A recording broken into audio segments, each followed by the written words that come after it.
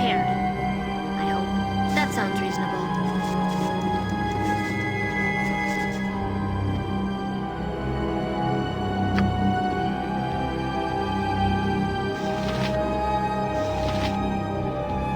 Yes?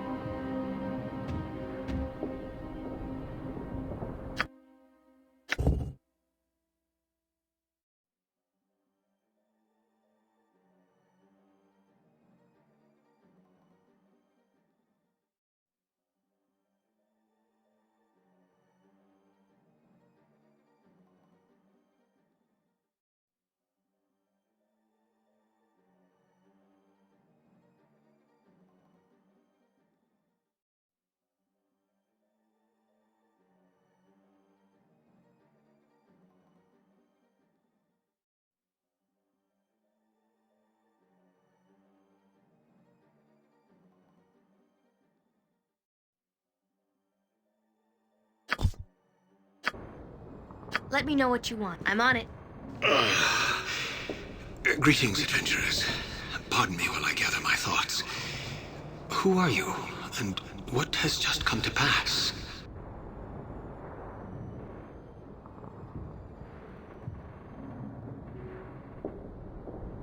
Indeed you have, noble adventurers. It must have taken great courage and strength to make it as far as you did, let alone restore some balance to my thoughts. I am eternally in your debt. But surely you did not come to the hand of the Seldarine on a whim.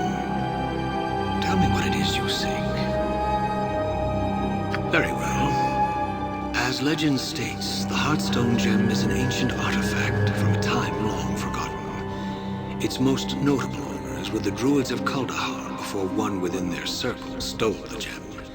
It was thought forever lost, until now. The Heartstone Gem contains powerful scrying abilities that can divine the affairs of people throughout the realms. There are only a few within the land who know how to release its powers. I am one of them. With that said, what is it you seek to learn from the Heartstone Gem? Then you will have what you seek. Hand me the Heartstone Gem. Freed from the shackles of his tormented mind, the cursed elven lord was at last able to assist the heroes in their quest. Handing over the Heartstone Gem, the party stood back and watched Larrel begin his divination. With the artifact raised before him, clutched tightly in his skeletal hands, the undead sorcerer peered intently into the gem as he whispered a series of strange chants and incantations. A spark of light briefly flashed within the gem, as if a ray of sunlight had caught upon its surface. And suddenly, reflected within the mirrored facets of the stone, there appeared an image of a statue. The statue was clearly a monument of sorts, depicting an elf and a dwarf sitting side by side on a dual throne.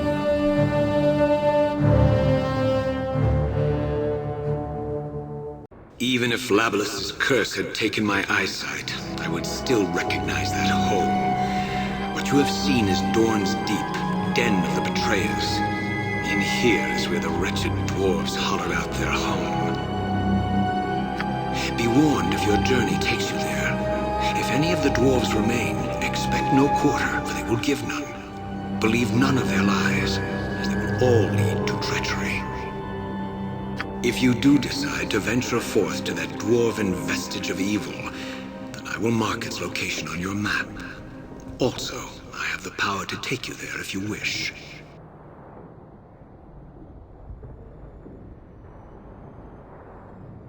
My beloved daughter, I see you are thorough in your search of the hand. The last entries describe her resolve to find a way to reforge the union with those accursed dwarves. I never saw her again. Fools! Can you not discern it with your own mind? Those dwarves committed the worst atrocity, knowing its impact on me. They murdered my daughter. For that, I will never forgive them. For the punishment I suffered for my arrogance and pride, Labalus be damned if he thinks I will forgive them for what they did. I would stay in this cursed form, never to see Arvindor, if it meant I could make the dwarves pay for their crime. Leave now! I will not speak of this anymore.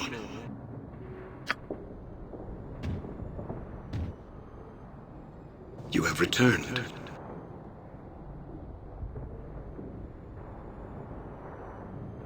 You wish to learn what came to pass within the hand of the Seldarine. Very well. There is much to tell. Shall I start with the time of prosperity, the betrayal, or our darkest hour? In light of the greater threat of the Orcish and Goblin hordes of the north, we elves allied ourselves with the dwarves. The alliance was a desperate one, but it was either that or fall to the dark hordes. As both races prospered from our mutual cooperation, we furthered our bonds by creating powerful artifacts and weapons. Delicate dwarven craftsmanship, combined with ancient elven magic, yielded items of great power and unsurpassed beauty. With the unity of our two races wielding the magical benefits of our labor, the hordes were easily kept in check. Our cooperation continued, and we prospered in harmony for many decades. Until the betrayal. You will need to be patient, as this is a bitter subject for me. A great debate ensued with our dwarven allies regarding the magic items created by our union. It seems the greed inherent in all dwarves could not be contained. They wanted to begin selling our magic items to the other settlements in the north. Preposterous, I told them, to allow others access to these artifacts, all for the sake of profit. I was appalled, but not surprised. Dwarves cannot resist their selfish nature for long. My people and I were adamant that the humans were not to have any access to any magical artifacts. After many months of debate, the dwarves conceded, and we thought the issue done. Then, a day came that marked the fate of both races. Our forces encountered what we thought another typical group of the Orc and Goblin hordes. What should have been an easy battle turned out to be a hard-fought victory. For they were using artifacts and weapons created by the Alliance. Furious, we questioned the dwarves about this. No elf would ever give our greatest treasures to a hated enemy. The dwarves, of course, denied our accusations. In honor of our alliance through the decades, we extended our trust further and tried to come to some solution. We were fools to believe we could coexist with these rock-eaters. Any and all discussions just turned into open argument and further accusations. Did the dwarves think we'd be stupid enough to assume that the artifacts just magically appeared in the Horde's camps? As to be expected, open conflict broke out. The decades of friendship and prosperity ended that day.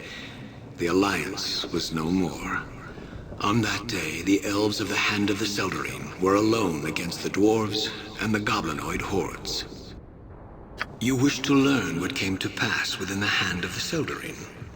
Very well. There is much to tell. Shall I start with the time of prosperity, the betrayal, or our darkest hour? Centuries ago, the Hand of the Seldarine waged war with the dark hordes encroaching on the north. This war waged for decades, and towards the end, we found ourselves in a losing position. The tide of war was against us. Our forces were diminishing slowly but surely after every conflict. We were isolated from the rest of the elves south of us. With no support from our brothers and sisters, and impending doom at our doorstep, I became desperate. I concocted a plan to protect my people and buy us some time. Ancient elven magic speaks of a spell used in days of old, named the Mythal. This Mythal embodies the land with a living and protective life force, personifying all that is elven. This living force can also be given abilities of a protective nature, Powers that would have kept the Dark Hordes away from the hand of the Seldarine and its surrounding lands. A chance to buy my people time and to marshal reinforcements from our southern brothers and sisters. Some say believing we had the power to bestow such magic was arrogance. Others would say using the mythal in such a way was blasphemous. I stand by my decision. I did what I had to do to save my people. We began the preparations to lay a mythal. In the weeks that came to pass, we fortified what remained of our forces within the hand. My wizards and I locked ourselves within this tower and began the arduous process of laying a mythal. Within this time, the orcs and goblins sensed our weakened state and moved in for the kill. The largest force we had ever seen besieged the hand, and the mythal was not near completion. We knew this was our last stand, and my people knew they had to buy time. For a week, we held the Horde back. Entrenched in our home, my people fought, and the Horde paid dearly for every room of the hand they took. For every elf that fell, the Horde paid tenfold. For all the sacrifices my people made, the last line was breached in a week's time. As the Horde began ascending the towers and the last of the defenders fell, I realized my people's sacrifice was not made in vain. We completed the last incantations for the mythal. The spell was cast, and a shroud of pure light and energy engulfed the hand. As I watched what I thought was our salvation enter every crevice of the hand, I became horrified. Something had gone terribly wrong. The force that was supposed to bring life to the land began to twist and corrupt it. It was draining everything and everyone within the hand of its soul.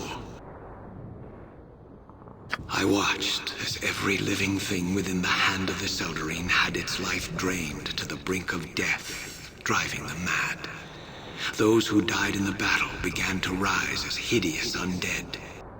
It was at this point where I realized I wasn't the only one watching the rampant destruction of the hand and all within. Standing before me was Labalus Enereth, the elven god of longevity and time. He was angry with me, angry as he saw the most ancient of elven magic used with carelessness, angry as he watched the lives and the land of his people being unnaturally twisted, angry that my pride and arrogance led to the breakdown of the union between the elves and the dwarves. I was transformed into a Baelnorn. My punishment was to watch over the runes of the hand of the Seldarine and its people, cursed forever until the astrolabe was restored by putting my people to proper rest.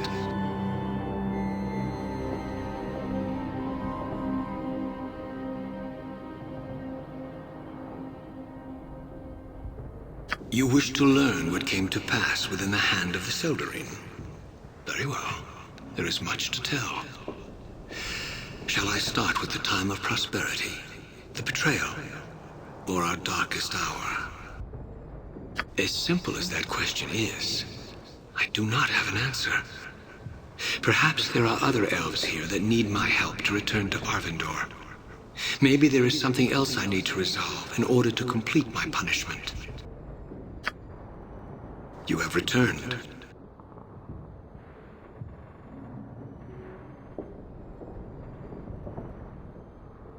You wish to learn what came to pass within the hand of the Seldarine? Very well. There is much to tell. You have returned.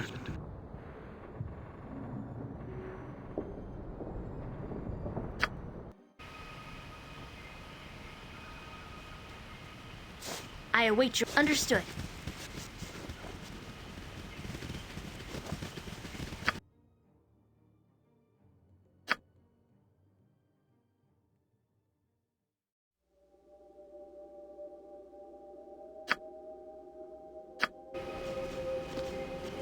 I am prepared.